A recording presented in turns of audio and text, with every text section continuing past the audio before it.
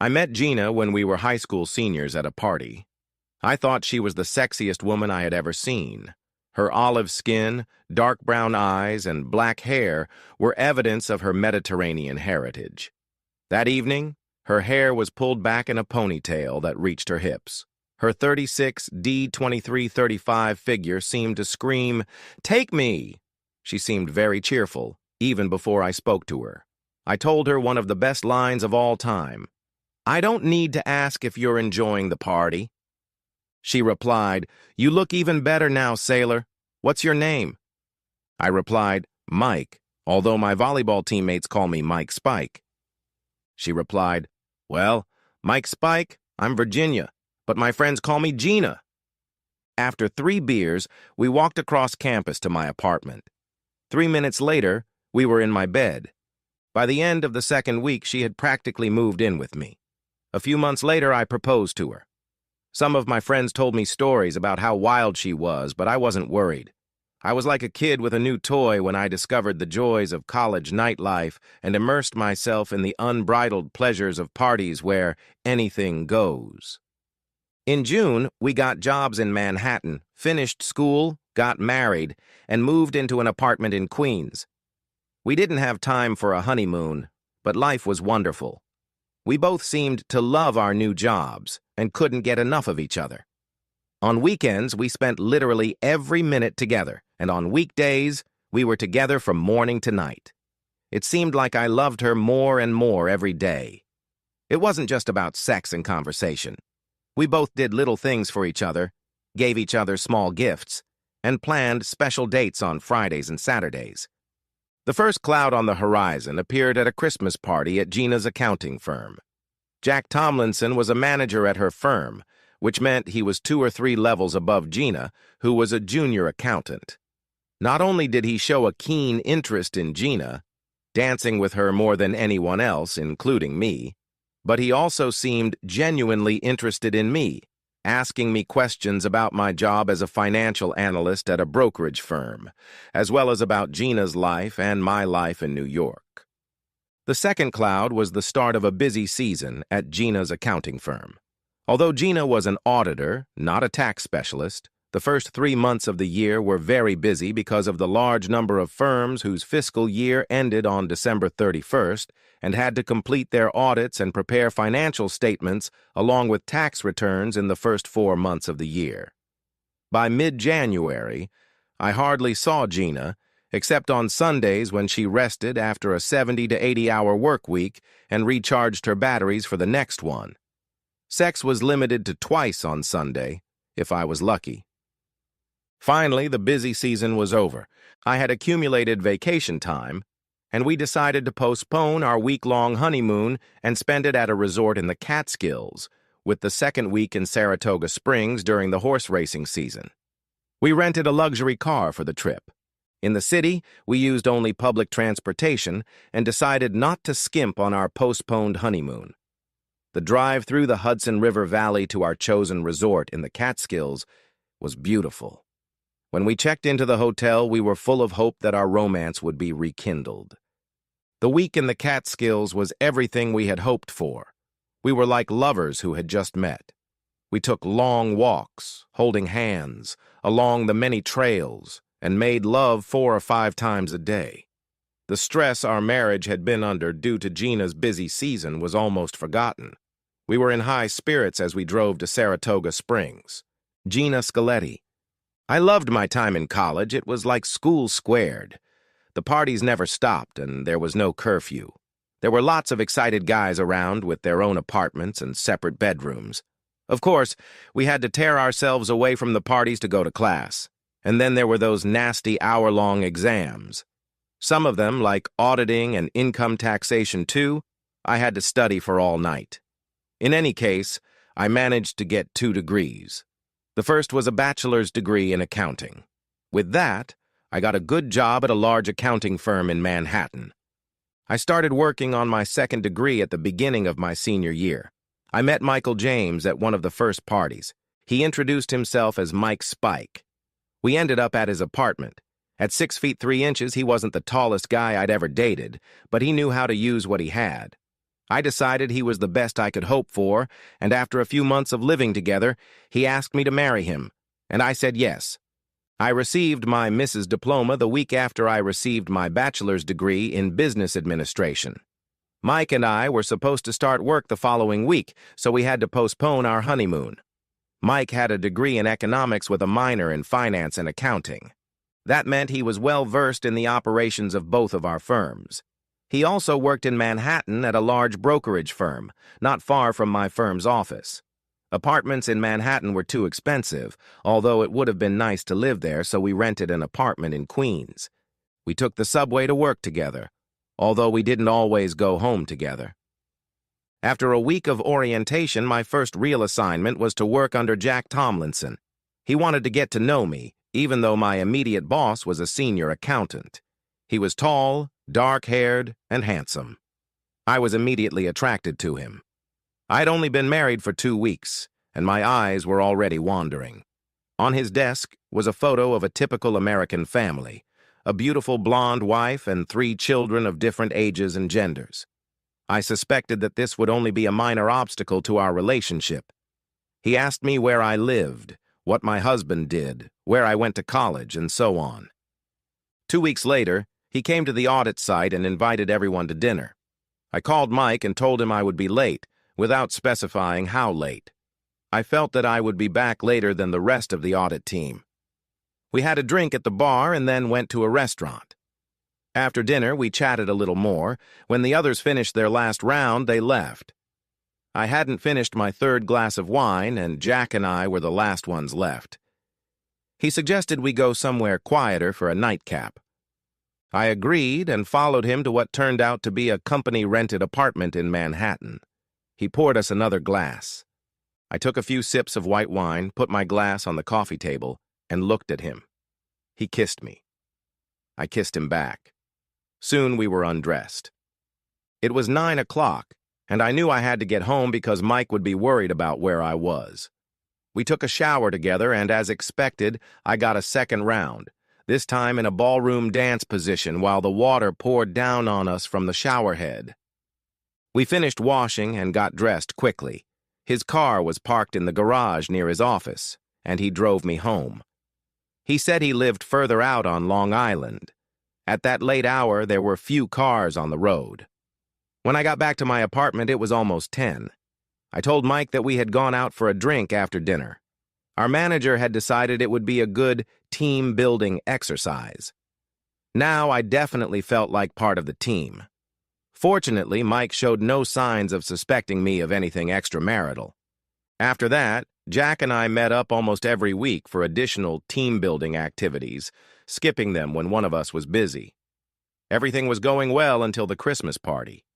Jack seemed very interested in both me and Mike. I was a little worried that Mike or Jack's wife might suspect something, but Mike didn't seem to notice anything, and after the party, Jack and I had a great time together. During the busy season, it was easier for Jack and me to justify our meetings to Mike, but harder to hide them from the other members of my audit team, especially the senior accountant.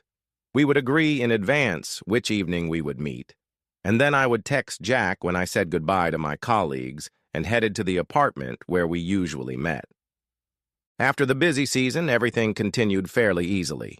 It was easy for me to use my accumulated personal leave to meet with Jack.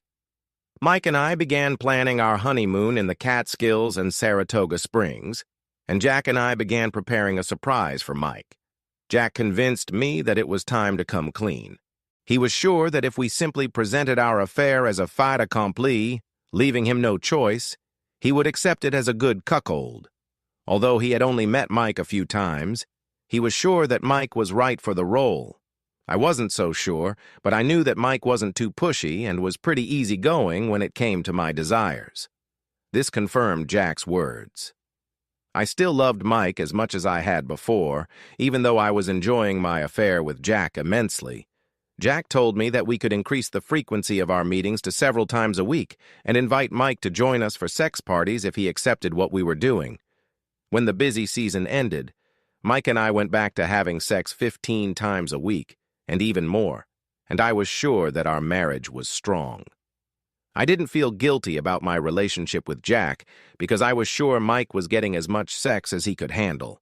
It cost Mike nothing but the time I spent with Jack, since I was more than willing to have sex with both of them.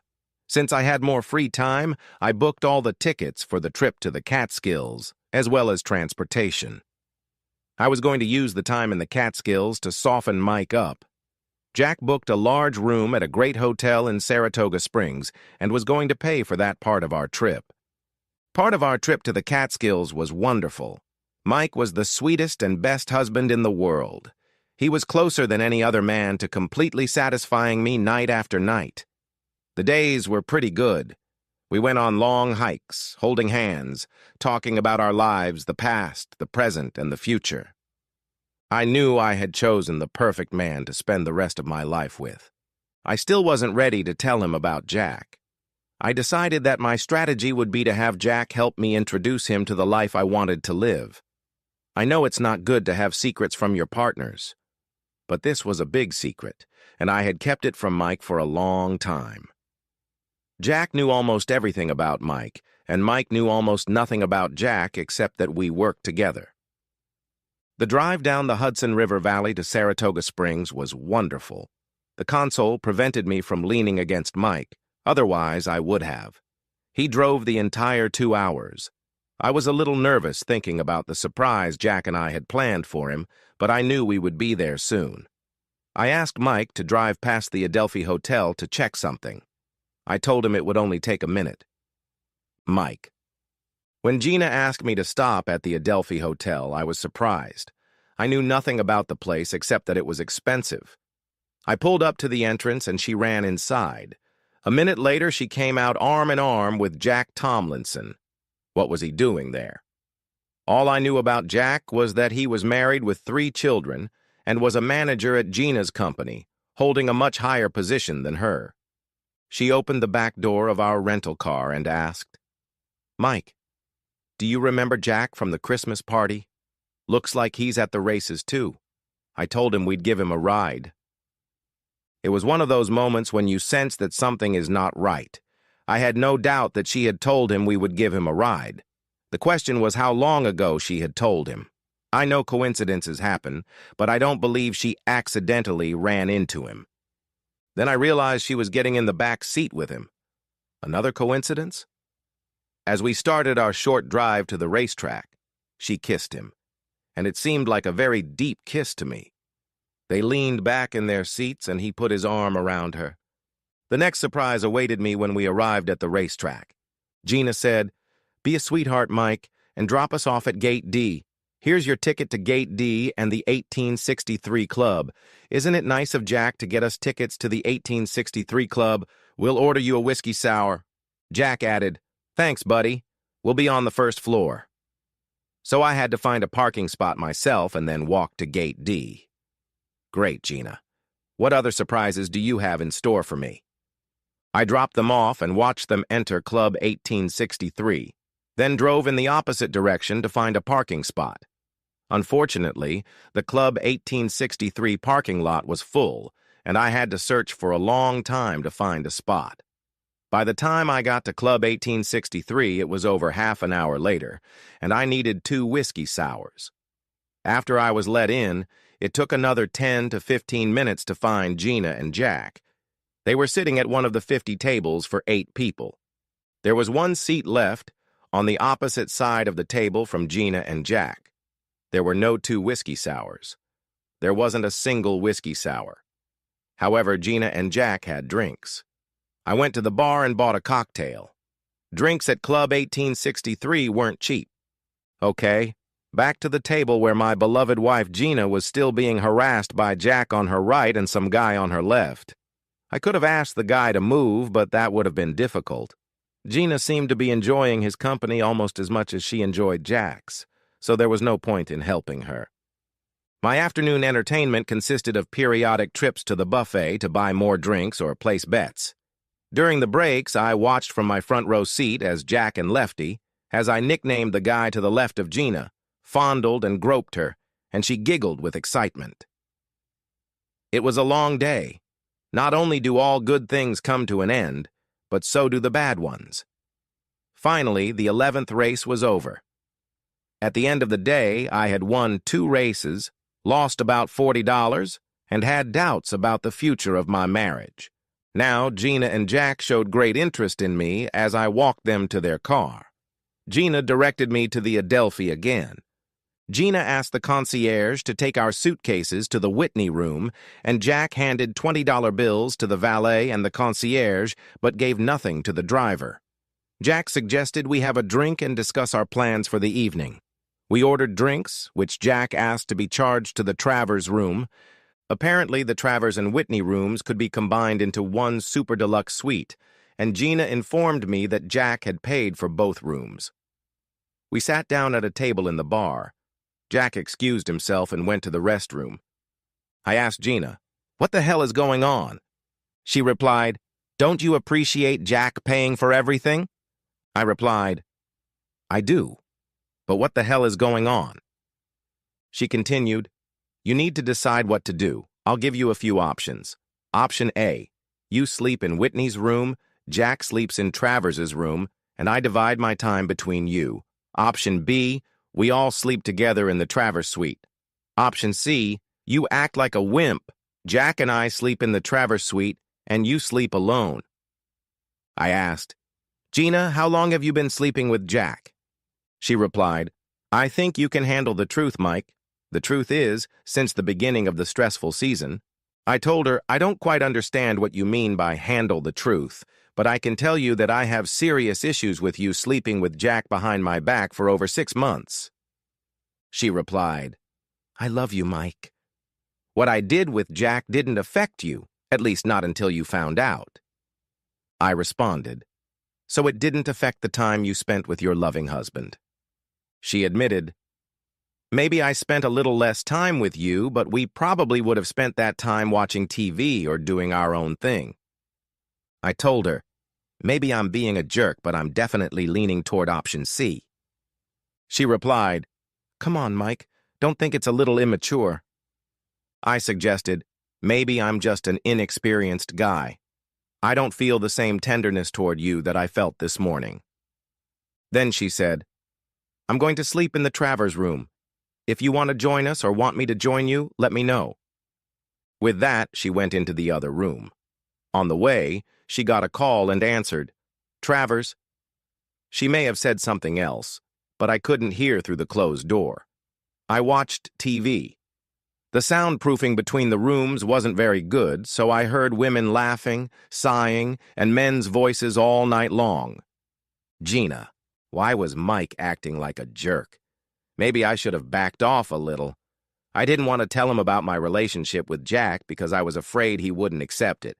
I probably shouldn't have been surprised by his reaction, but his attitude was about him, not me and my needs. When Howard called, I invited him to join Jack and me, making sure he went to Travers's room and not Whitney's. We had discussed this possibility when we met at the 1863 Club. Mike. The next morning, we had breakfast on the terrace. I was introduced to Howard Phillip, another guy who had been sitting next to Gina at the 1863 Club and had apparently joined Jack and Gina in Whitney's suite the night before. I limited my interaction with the other 3 to one-word answers. After breakfast, I told the other 2 guys that I wanted to talk to my wife alone. Howard said goodbye, kissed Gina, and shook hands with Jack and me. Jack said he would be in his room. I asked, "What's wrong, Gina? Are we breaking up?" She replied a little coldly, "You're still the man I want to spend the rest of my life with, although you haven't done anything lately to deserve it." I replied, "If earning points with you means being a willing cuckold, then I'm out. Thanks a lot." She said, "I think you're acting like a jerk, Mike. Why won't you work on this with me?" I asked, "Do you know what day it is today, Gina?" She replied, "Of course, it's Tuesday." I said, "Not only is it Tuesday, but it's also our first wedding anniversary, and you spent it with 2 men, neither of whom is your husband." She replied, "I'm very sorry, but that's irrelevant, isn't it?" I replied, "Yes, it does. The real problem is that we have very different views on how a wife should behave." She said to me, I still want to be your wife, but I am who I am, and that's not going to change. I explained, I think it's time for me to go home. You can come with me if you want. She replied, I think I'll have more fun with Jack. You seem boring to me. I agreed. Yes, I'm boring, and so are you. When will I see you at our apartment? She replied, probably in a day or two, depending on what Jack decides. I asked, just let me know when you decide what you're going to do. Bye, Gina. She looked at me very intently. I thought I saw a tear or two. It shouldn't end like this, Mike. She seemed to realize the seriousness of what she had done and what she was doing. I told her straight out, it has to end like this if you choose Jack over me. She asked, if I come back to you now, do you think we can make it work? I replied, if Jack is part of our relationship, I don't see how that's possible. She cried and said, goodbye, Mike. I said, goodbye, Gina, and left the terrace to close my suitcases and head home.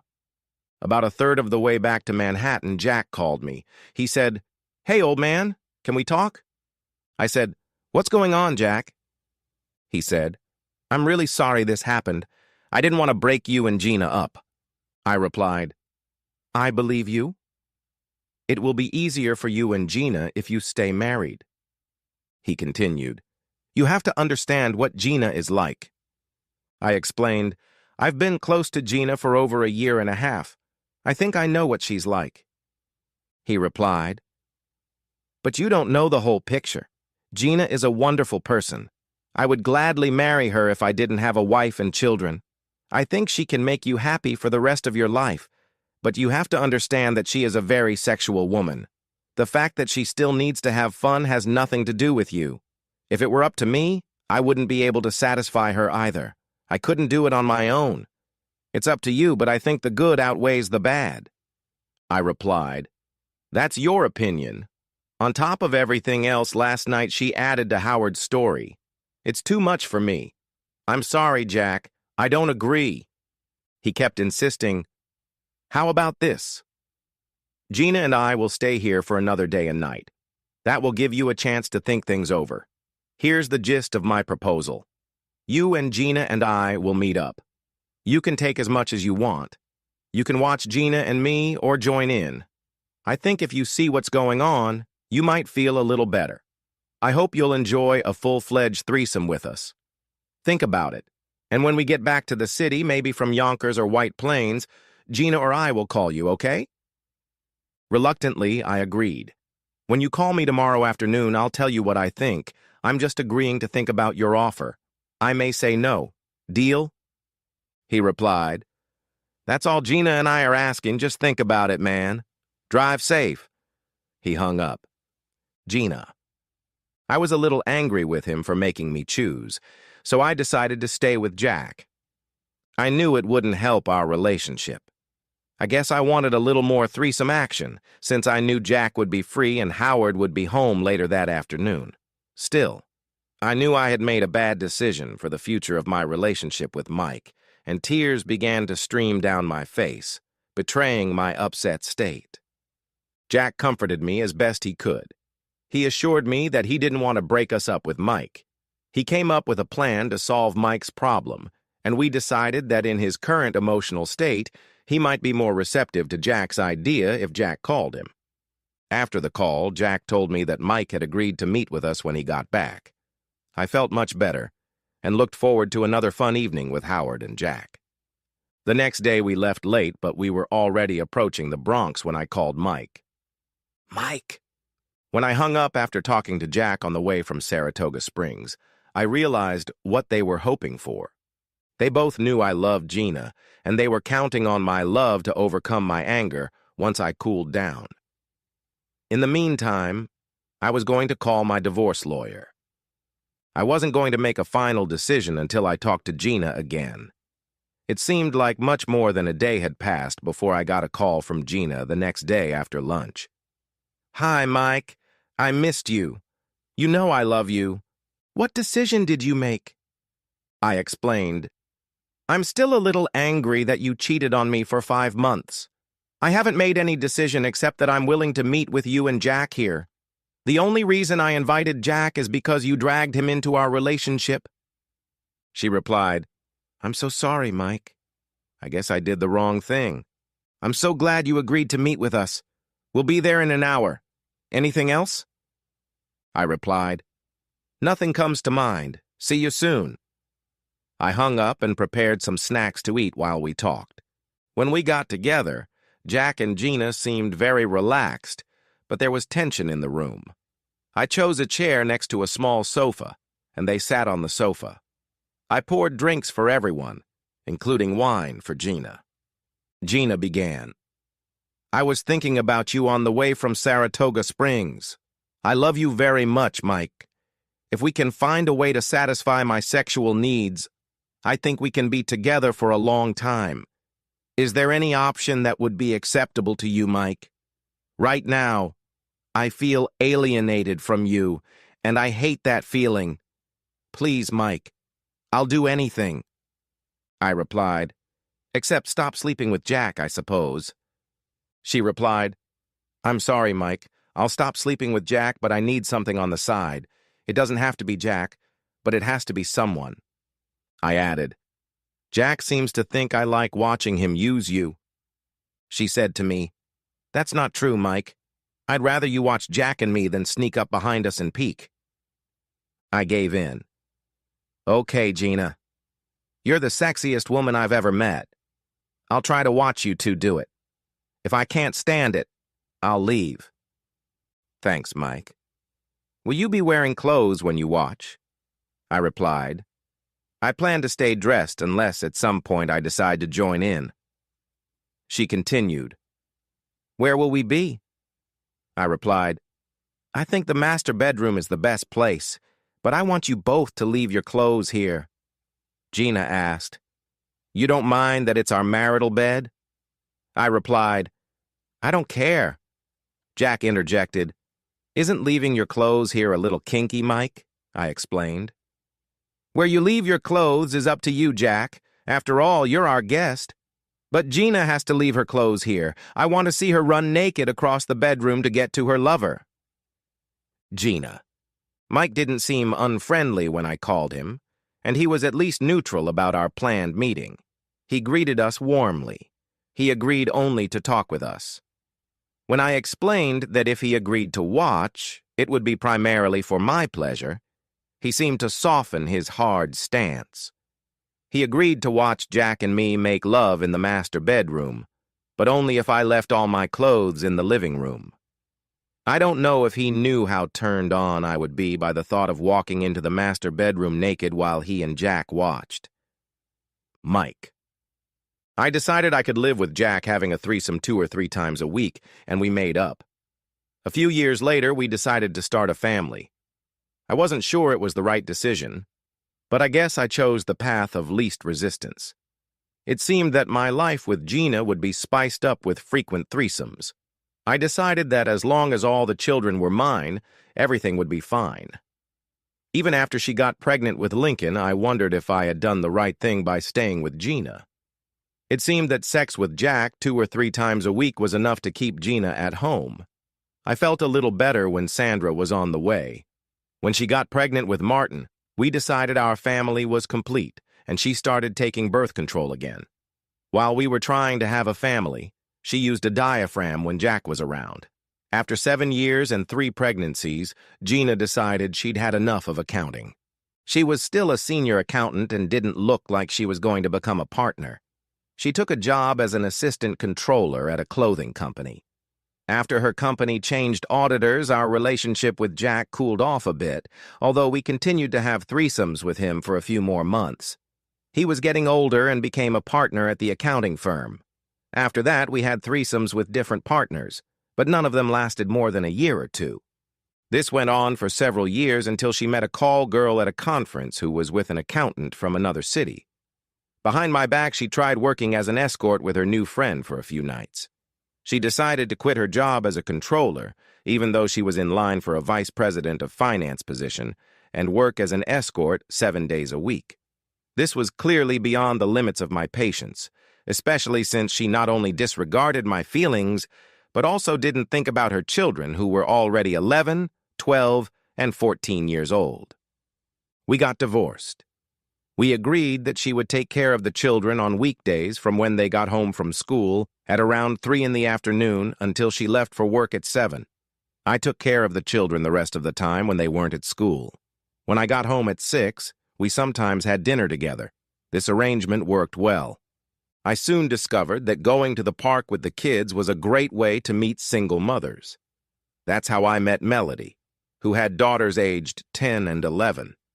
They were about the same age, so they could play together while Melody and I chatted. We talked about this and that, and soon we were going to museums, zoos, and the beach together. Our outings turned into adult dates. A year after we met, we got married. She was a manager at an advertising agency. Although I earned less than she did, I was still a manager at a brokerage firm. We continued to use her babysitter, who now took care of my children when neither Gina nor I could. Over the years, Gina began to earn fantastic money in her profession. Although she continued to pay modest child support, she seemed less and less interested in the children, who were now in high school and college, and I began to spend more time with Melody and her daughters, especially after Melody and I got married. Gina didn't come to Lincoln's graduation, and I haven't seen her since. We spoke on the phone a few times, and she helped Sandra and Martin with college expenses a few times, but that was all she did. She never met her children's spouses and never saw her grandchildren, at least as far as we know.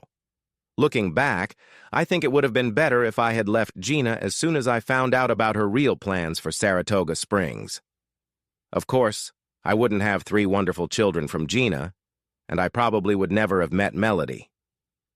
I think everything worked out well, but I'm a little sad that it took me so long to find Melody.